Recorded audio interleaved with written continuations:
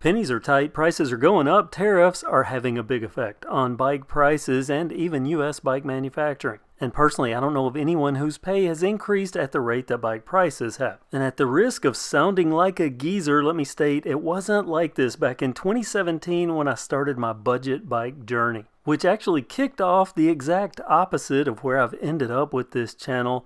Back when my buddy brought the first $99 Hyper and tried to ride with me out on the trail, I made 2 videos trashing that bike. Years later, I made a video retracting that, but that shocker did lead me to search out the best affordable bike that he could buy at Walmart. And that's how I discovered the first Boundary. I featured it on this channel. It wasn't perfect, especially by today's standards, but it was $200, $199, and he could actually ride it on the mountain bike trails with me. Goal accomplished for 2 bills. That bike served him well for at least a year, and it was about a year later that I discovered the Hyper Hydroform. It was in many ways the definition of what I thought a big box bike could be. Perfect out of the box? Absolutely not. It had single wall alloy wheels, but I saw potential there. My ultimate goal, have a bike that I could ride stock on smooth single track trails as an entry level rider and then add a few parts here and there to turn it into a more capable bike, which I did. I turned this into Project Hydro. A true success and based off a $199 budget bike.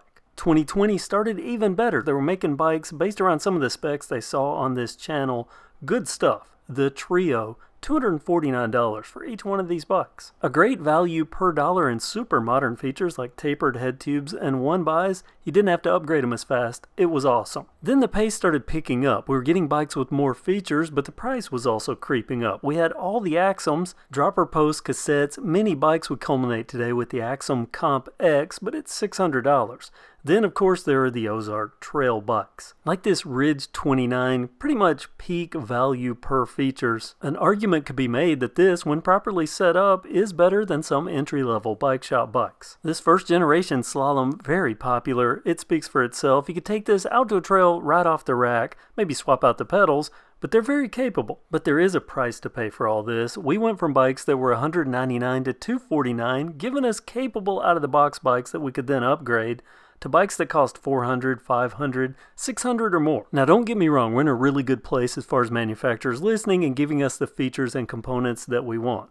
But when you think big box bike and you think affordable budget bikes, does a $500 or a $600 bike really qualify as being a budget big box bike? My fear here is that the same people that big box bikes were built to serve are actually being priced out of the ability to buy them. Even myself, when I think $600 for a bike, I don't think Walmart right out of the gate. I think entry level at the local bike shop. And my main focus on this channel is making videos about Walmart bikes. So I have Walmart bikes on my mind a lot of the time, but $600, I think bike shop. My dad would laugh at the idea of paying $600 for a bike, and that would be a bike from a bike shop. Tell him that same bike is from Walmart, and well, I don't think the reaction is going to be kind. And for the people that are really into the mountain bike game that expect to pay the prices, are they going to go to Walmart and get a bike as the prices keep creeping up? See what I'm saying here? We lose in focus on the people that really need these bikes, the main ones that want them. Example, the Ozark Trail Ridge 29, $398.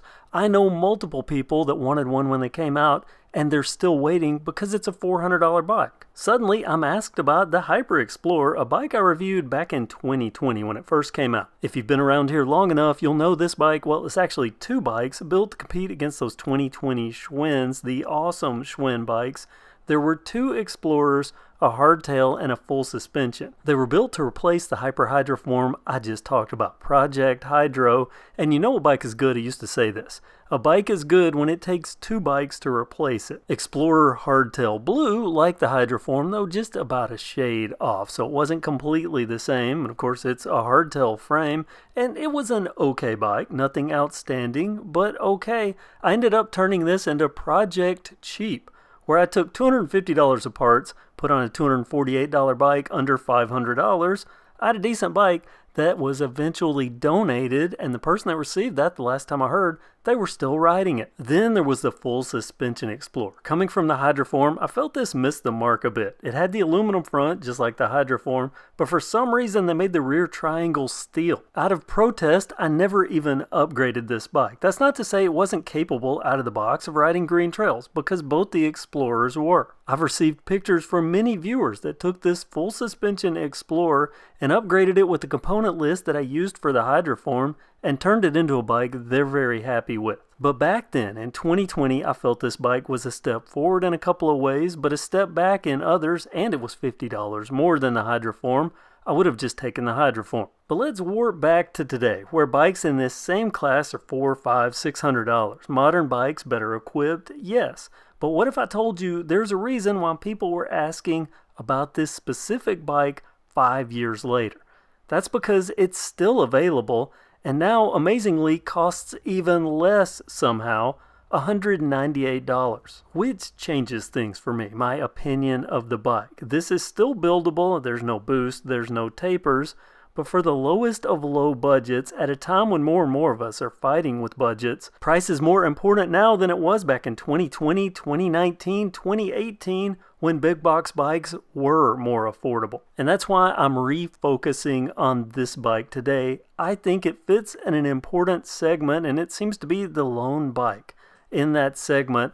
$198 for this. A link down in the description. Yes, that is an affiliate link. There may even be a link on your screen. But I really think we need more bikes just like this one at this point in time. What do you think? Have we gone too far with the pricing on big box, quote, budget bikes? And is this bike worth more to us today because of its low price than it was back in 2020 when it first came out? Comment below. I can't wait to hear what you have to say. Thanks so much for watching. Have a great day. And I'm going to leave you with my ride footage from this bike back in 2020.